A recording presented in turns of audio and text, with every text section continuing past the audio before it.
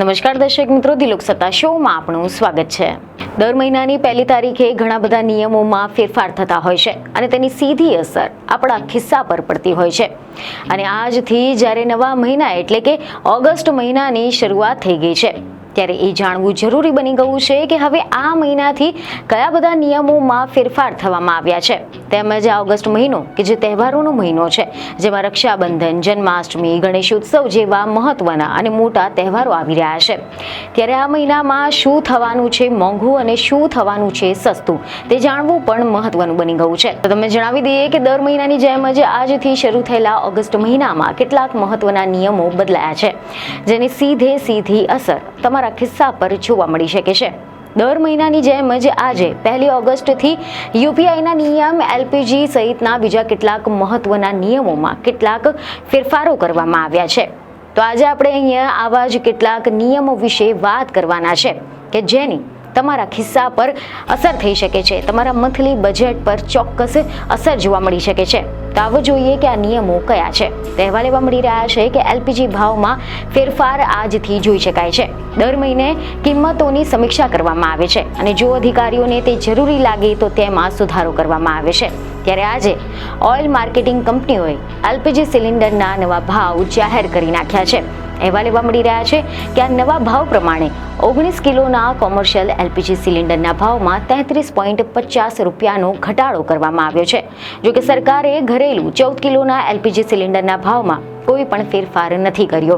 આ સિવાય આજથી એસબીઆઈના ક્રેડિટ કાર્ડ નિયમોમાં પણ ફેરફાર થઈ રહ્યા છે। એટલું જ નહીં, આજથી બેંકોના ઘણા બધા કો બ્રાન્ડેડ કાર્ડ ઉપર ઉપલબ્ધ મફત હવાઈ અકસ્માત વીમા કવર બંધ કરવામાં આવી રહ્યું છે।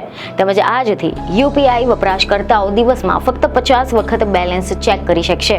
નવા નિયમ અનુસાર જો કોઈની પાસે એકથી વધુ યુપીઆઈ એપ્લિકેશન છે તો વપરાશકર્તા દરેક એપ્લિકેશન પર ફક્ત 50 વખત પોતાનું બેલેન્સ ચેક કરી શકશે। આ ઉપરાંત આજે મોટાભાગના લોકો સમય બચાવવા માટે ઓટો પે મોડ પર કેટલીક ચૂકવણી કરતા હોય છે। નિયત તારીખ આવતાની સાથે જ બેંક ખાતામાંથી આ ચૂકવણી કાપવામાં આવતી હોય છે, પરંતુ હવે આજથી આમાં પણ ફેરફાર જોવા મળી રહ્યો છે અને નવા નિયમો અનુસાર હવે સવારે 10 વાગ્યા પહેલા અને બપોરે 1 થી 5 વાગ્યાની વચ્ચે અને રાત્રિના 9:30 વાગ્યા પછી જ ઓટો પે મોડ દ્વારા ચૂકવણી પ્રક્રિયા કરવામાં આવશે। તો આ સિવાય આરબીઆઈની એમપીસી બેઠક 4 થી 6 ઓગસ્ટ દરમિયાન યોજાઈ શકે છે અને આ બેઠકમાં રેપો રેટમાં ફેરફારની પણ ચર્ચા કરવામાં આવશે અને ત્યારબાદ જાહેરાત કરવામાં આવી શકે છે અને આ ફેરફારની સીધી અસર તમારા લોન, ઈએમઆઈ અને બચત ખાતાના વ્યાજ દર પર જોવા મળી શકે છે। હવે જો આપણે આ વિશે વિગતવાર વાત કરીએ તો એવા રિપોર્ટ મળી રહ્યા છે કે 1 ઓગસ્ટ 2025થી જ દેશભરમાં બેન્કિંગ અને ડિજિટલ પેમેન્ટ સેક્ટરમાં ઘણા બધા ફેરફાર પણ જોવા મળી રહ્યા છે અને આ તમામ ફેરફારો બેન્કિંગ કાયદા અને national payment corporation of India એટલે કે એનપીસીઆઈ દ્વારા જાહેર નવા યુપીઆઈ નિયમોના આધારે અમલમાં મૂકવામાં આવ્યા છે। અહેવાલ એવા મળી રહ્યા છે કે આ સુધારાનો મુખ્ય હેતુ એ બેંક શાસન સુધારવાનો, થાપણદારો અને રોકાણકારોને વધુ સુરક્ષા આપવાનો છે અને સાથે જ જાહેર ક્ષેત્રની બેંકોમાં ઓડિટ વ્યવસ્થા મજબૂત બનાવવાનો છે। સહકારી બેંકોના સંચાલનમાં કોઈ પણ પ્રકારની ભૂલ ન જાય તેના માટે પણ જરૂરી ફેરફારો કરવામાં આવ્યા છે અને આ ફેરફારો મુજબ કુલ 5 જુદા કાયદામાં 19 સુધારા કરાયા છે। તેમાં આરબીઆઈના અધિનિયમ 1934 મુજબ બેન્કિંગ રેગ્યુલેશન એક્ટ 1949, એસબીઆઈના અધિનિયમ 1955 અને બેન્કિંગ કંપનીઓ અધિનિયમ 1970 તથા 1980નો પણ સમાવેશ થાય છે। એટલે કે હવે નોંધપાત્ર વ્યાજ માટે રોકાણની મર્યાદા ₹5 લાખથી સીધી ₹2 કરોડ સુધી વધારવામાં આવી છે અને આ બદલાવ 1968ની પછી પહેલી વખત થયો છે, જે કંપનીઓમાં રોકાણ કરવાની રીત બદલી શકે છે। સહકારી બેંકોમાં ચેરમેન અને પૂર્ણ સમય ડિરેક્ટર સિવાયના અન્ય ડિરેક્ટરો માટે પણ કાર્યકાળની મર્યાદા 8 વર્ષથી વધારીને 10 વર્ષ સુધીની કરવામાં આવી છે। આ સિવાય અહેવાલો એવા છે કે આ જાહેર ક્ષેત્રોની બેંકો હવે દાવો ન કરેલા શેર, વ્યાજ અને બોન્ડની જે રકમ છે તે આ ઈપીએફમાં ટ્રાન્સફર કરી શકે છે। તો આ ઉપરાંત હાઈ ક્વોલિટી ઓડિટરો માટે યોગ્ય મહેનતાણું ચૂકવવાની સત્તા પણ આપવામાં આવે છે। એનપીસીઆઈ દ્વારા દૈનિક પૈસા વ્યવહાર પર મર્યાદા મૂકી દેવામાં આવી છે। તેમજ હવે બેલેન્સ ચેક એ ફક્ત 50 વખત અને લિંક કરેલા બેંક ખાતા જોવા માટે દિવસમાં માત્ર 25 પ્રયાસો જ મંજૂર કરવામાં આવશે. આ ઉપરાંત એવી ખબરો છે કે OTT સબસ્ક્રિપ્શન કે પછી SIP હવે પીક અવર્સ દરમિયાન ન થઈ શકે. પીક અવર્સ એટલે કે સવારે ઓફિસ જવાનો સમય એટલે કે 10 વાગ્યાથી લઈને બપોરના 1 વાગ્યા સુધીમાં અને સાંજના 5 થી લઈને રાત્રે 9:30 વાગ્યા સુધી. અન્ય સમયગાળા દરમિયાન OTP ચાલુ રહેશે. જ્યારે કોઈ ટ્રાન્ઝેક્શન નિષ્ફળ જાય છે ત્યારે હવે ફક્ત એક વખત પ્રયાસ અને વધુમાં વધુ 3 વખત પ્રયાસો જ કરવામાં આવશે. ટ્રાન્ઝેક્શનનો સ્ટેટમેન્ટ ચેક કરવા માટે 90 સેકન્ડની રાહ જોઈ અને દિવસમાં માત્ર 3 વાર જ ચેક કરી શકાશે. આ સિવાય અહેવાલો એવા પણ સામે આવ્યા છે કે ICICI બેંકે પેમેન્ટ એગ્રીગેટર્સ માટે હવે નવી ફી જાહેર કરી છે અને હવે UPI વ્યવહારો પર 0.02% થી લઈને 0.04% સુધી ચાર્જ લાગશે. મહત્તમ ચાર્જ ICICI એસ્ક્રો ખાતા માટે ₹6 અને અન્ય માટે ₹10 પ્રતિ ટ્રાન્ઝેક્શન રહેશે. તેમજ ખબરો એવી સામે આવી છે કે SBI ના કો-બ્રાન્ડેડ જે ક્રેડિટ કાર્ડ છે તે ધારકો માટે પણ હવે જો પ્લાન દુર્ઘટના કે પછી કોઈ પણ હવાઈ અકસ્માત સર્જાયો તો વીમો મળશે નહીં. આ સુવિધા 11 ઓગસ્ટથી બંધ કરવામાં આવશે. RBIની મોનેટરી પોલિસી કમિટીની બેઠક 5 થી લઈને 7 ઓગસ્ટ દરમિયાન યોજાવાની છે, જેમાં રેપો રેટ અને વ્યાજ દરોમાં બદલાવ થવાની પણ શક્યતા છે અને આનાથી લોન અને બચત ખાતાઓના વ્યાજ દરો પ્રભાવિત થઈ શકે છે. તેમજ PNBએ તેના ગ્રાહકોને 8 ઓગસ્ટ 2025 પહેલા તેમના બેંક ખાતાઓની KYC અપડેટ કરવા માટે કહ્યું છે, જેથી ખાતા સામાન્ય રીતે ચાલતા રહે.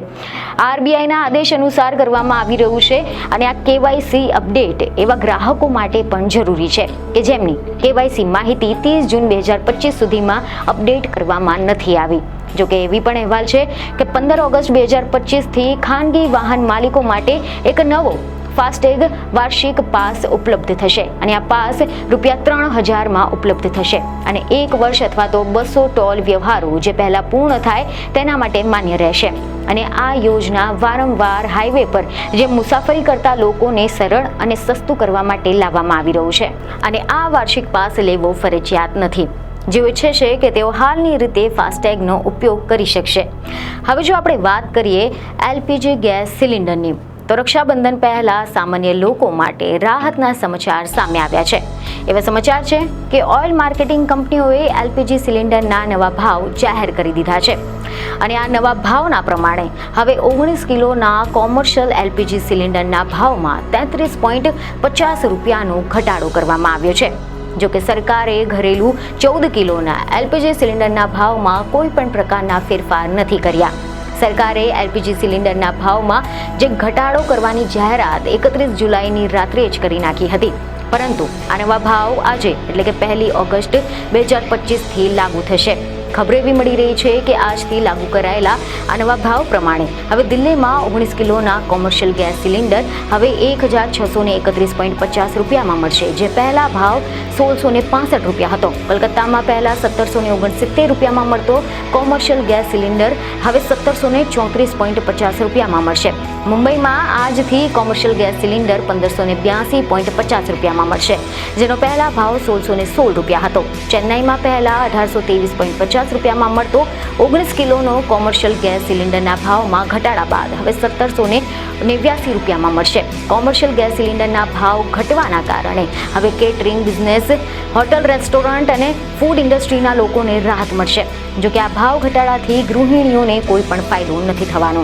ઓઇલ માર્કેટિંગ કંપનીઓએ ઘરેલું ગેસ સિલિન્ડરના ભાવમાં કોઈ જ પ્રકારના ફેરફાર નથી કર્યા. તો આ સિવાય તેલ કંપનીઓ ઘણીવાર મહિનાની 1 તારીખે CNG અને PNGના ભાવમાં પણ સુધારો કરતી હોય છે. જોકે એપ્રિલથી તેમાં કોઈ પણ ફેરફાર નથી થયો. ગયા વર્ષે એપ્રિલમાં મુંબઈમાં CNGના ભાવ ₹79.50 પ્રતિ કિલો હતો, જ્યારે PNG ₹49 પ્રતિ યુનિટ હતા. હવે જોવું પડશે કે ઓગસ્ટમાં કોઈ પણ ફેરફાર થયો છે કે નહીં. એર ટર્બાઇન ફ્યુઅલ એટલે કે ATF એટલે કે ઉડ્ડયન બળતરના ભાવમાં પણ ફેરફાર થવાની શક્યતા છે. ATF મોંઘું થઈ ગયું છે. હવે હવાઈ ભાડામાં વધારો થઈ શકે છે. જો તે સસ્તું થશે તો મુસાફરોને રાહત મળી શકે છે. હવે જો આપણે આ મહિનાના બેંક હોલિડેઝની જો વાત કરીએ તો એવા રિપોર્ટ મળી રહ્યા છે કે આ મહિને એટલે કે ઓગસ્ટમાં વિવિધ રાજ્યો અને શહેરોમાં કુલ 14 દિવસ બેંકો બંધ રહેવાની છે. 5 રવિવાર અને બીજા અને ચોથા શનિવાર ઉપરાંત વિવિધ સ્થળોએ બેંકો 7 દિવસ બંધ રહેવાની છે.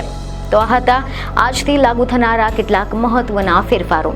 તો આશા છે કે આ માહિતી તમને મહત્વની લાગી હશે, અને જો હા તો અમારા વિડીયોને લાઇક અને શેર જરૂરથી કરજો. બીજને ખબર સાથે ફરી મળીશું. ધન્યવાદ.